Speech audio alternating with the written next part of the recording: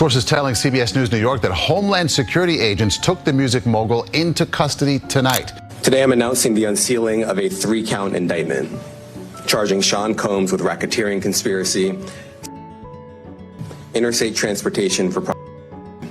Imagine a world where wealth, fame, and power can hide the darkest of secrets. A world where luxury hotel rooms become crime scenes, and security guards are offered stacks of cash to stay silent.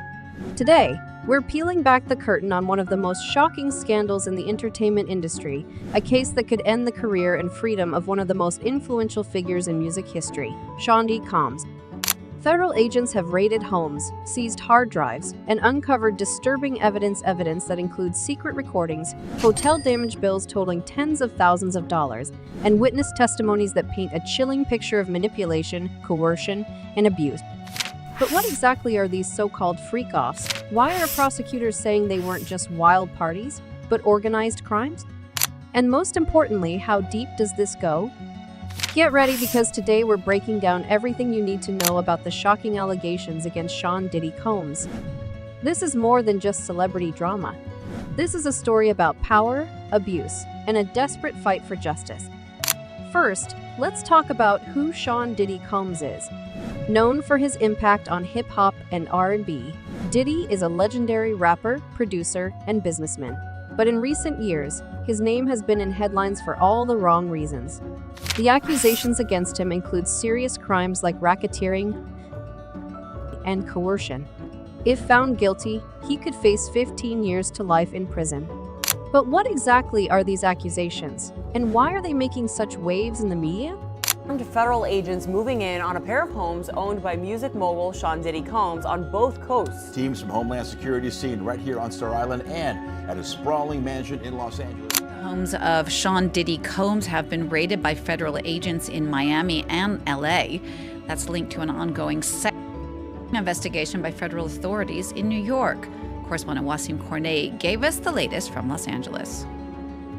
We know that the federal agents, they won't say whether or not Diddy was home at the time that this raid was carried out here on this Miami Beach property, but we have gotten a report that Diddy has been seen after this raid was carried out at the Opa-locka Executive Airport. One term keeps popping up in this case: freak-offs now. What does that even mean?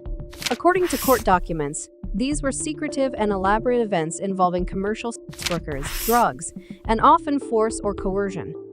Victims were reportedly manipulated, threatened, and sometimes even physically abused to participate in these events. The government claims Diddy orchestrated these events for his own satisfaction, often recording them without consent. But how do we know this isn't just a wild story made up by his accusers?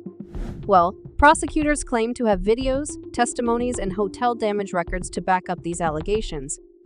The case against Diddy isn't just based on hearsay.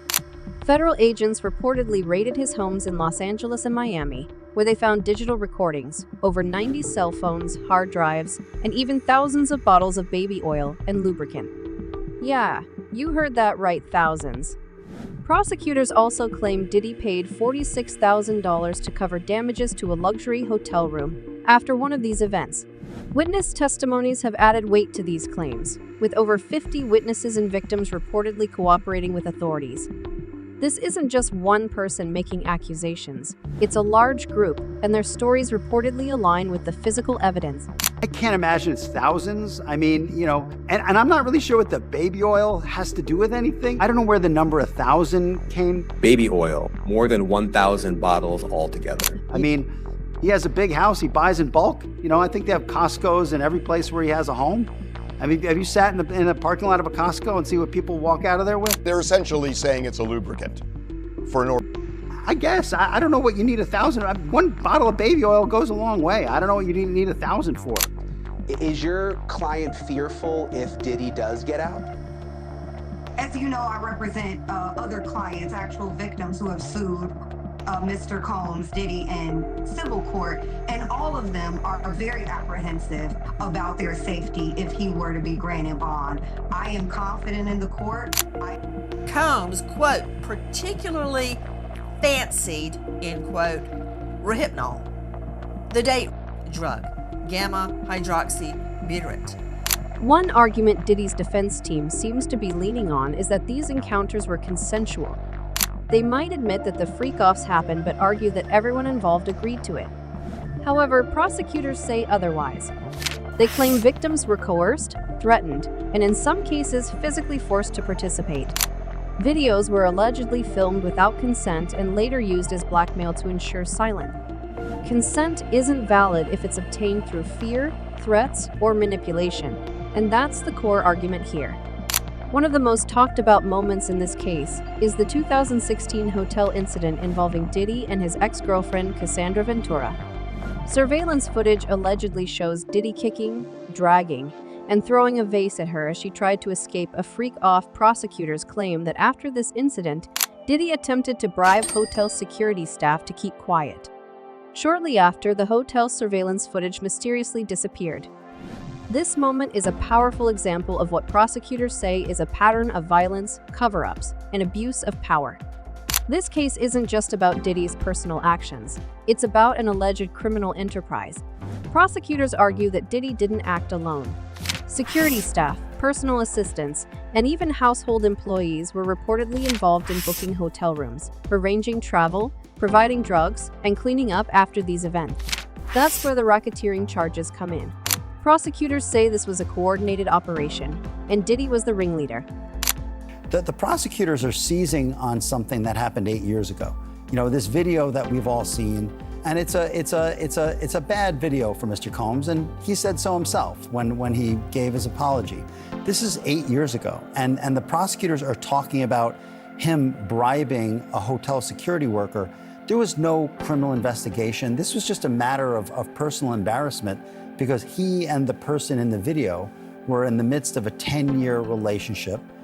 That was difficult at times, that was toxic at times, but it was mutually so. The biggest secret in the entertainment industry that really wasn't a secret at all has finally been revealed to the world. Our team has had at this point more than 3,285 individuals contact us with people claiming to have been victimized by Sean Combs. After vetting, we now represent 120 individuals who intend to bring civil claims in civil court against Sean Diddy Combs. The story takes an even stranger turn when police interrogate Jonathan A.I., a man who once caused chaos at a Trump hotel and claims to have shocking ties to Diddy. Back in 2018, Jonathan A.I. stormed into the Trump National Doral Miami hotel. Shots were fired, chandeliers were shattered, and an American flag was dramatically draped across the hotel desk. When police apprehended him, Jonathan claimed he had explosive information about Sean Combs. A Florida man is in custody after an overnight shootout at one of President Trump's golf resorts in Florida.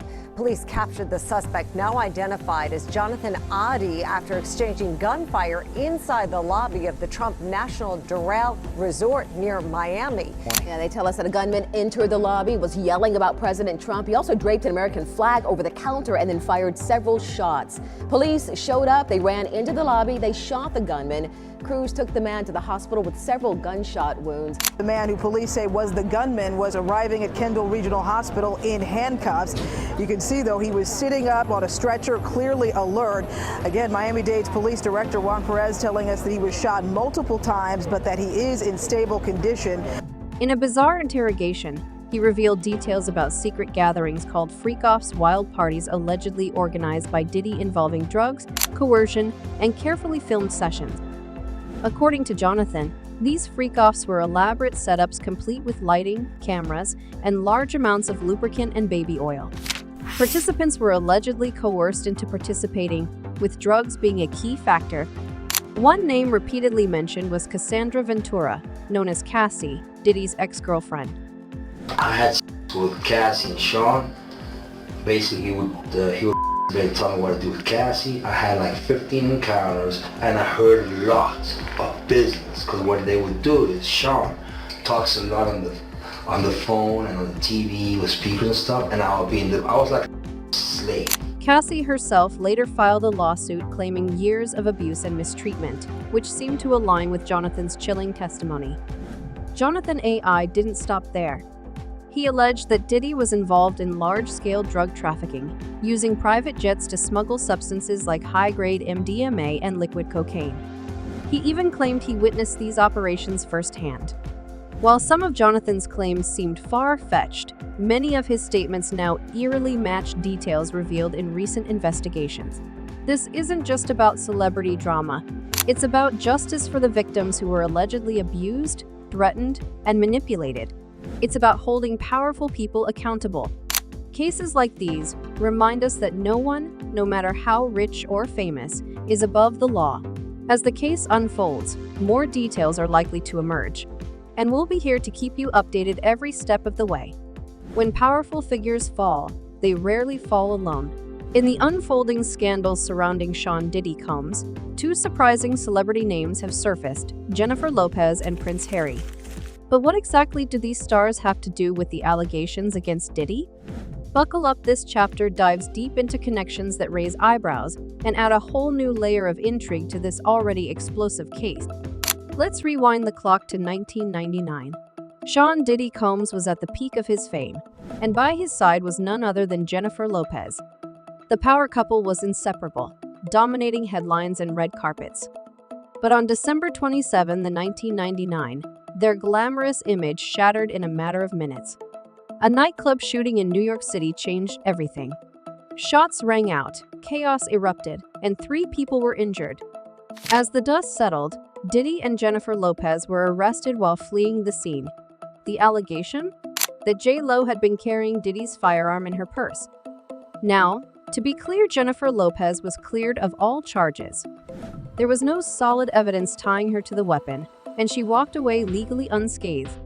But here's the twist. New allegations from recent lawsuits suggest this wasn't an isolated incident. In fact, it's now being examined as part of a larger pattern of behavior involving intimidation, manipulation, and an unsettling level of control that Diddy allegedly exerted over those around him. Could this decades-old event hold new clues to the current investigation? That's a question investigators are now asking. But Jennifer Lopez isn't the only famous name making headlines in this case. I can't imagine what you've been through since 1999 and then all the emotions that must be coming up over the last couple of days. What was your reaction to Tanya when you saw these massive raids at P. Diddy's 2 homes? In short, it was extremely emotional because it was basically it marked 25 years, a quarter of a century since this occurred. And I've had to relive this over and over again, intermittently in that time. So when I saw it, it was very cathartic because I finally felt like justice would be done. Yeah, and you have said since really right after the shooting that it was P. Diddy who shot you. I mean, I think you even said it to the doctor that night, right? I said it immediately. I literally watched them pull out the guns. I've had a clear point of view. I mean, for God's sake, I got shot in my nose. I was facing them directly. I watched everything occur and have described it, vehemently to all parties involved. I came here today just to tell the truth, so hopefully we can get down to the bottom of this. I'm 100%, the charges against me are 100% false, and hopefully due to time, we'll start to see that. Thank you very much. He was larger than life, but at first I didn't like him at all. I didn't like him because, Sean and I were very different that way. I was very family oriented, and we first worked together on the video. I was married, even though I was going through problems, nobody knew that, handcuffed to a bench, and I do remember feeling the comfort of someone caring about you enough that, they just wanted to make it okay. Enter Prince Harry, the Duke of Sussex. His name appears in one of the lawsuits linked to Diddy, but not in the way you might expect. According to court documents, Prince Harry was simply mentioned as an attendee at some of Diddy's lavish parties. Let's pause here. Being at a party doesn't mean being part of a crime. There's no evidence, no accusations, and no suggestions that Prince Harry was involved in any wrongdoing. But here's where it gets interesting. His name adds credibility to the claims that Diddy's world was filled with influential people, celebrities, politicians, even royalty. And if you're trying to run a secretive operation, having those kinds of names around you acts like a force field against suspicion. Investigators believe Diddy used his connections with celebrities to build an impenetrable fortress of influence and power. His parties weren't just gatherings, they were a carefully orchestrated stage where the rich and powerful rubbed shoulders while darker events allegedly took place just out of sight. So, what does this mean for Jennifer Lopez and Prince Harry moving forward? For J.Lo, it's about revisiting a chapter of her past that she probably thought was long closed. For Prince Harry, it's about whether his mere association with Diddy could drag him into a legal storm he never anticipated. Celebrity names in a scandal like this aren't just footnotes, they're puzzle pieces. And as investigators dig deeper, these connections might just lead to more revelations about the hidden world behind Diddy's empire. This is an ongoing case with serious consequences. If you want to stay informed, make sure to like, subscribe, and hit the notification bell so you don't miss future updates. Share this video to help spread awareness, and let us know your thoughts in the comments below. Meanwhile, if you want to learn the details about the accusations against Jay's, I have covered it under this video on the screen. Until next time, peace.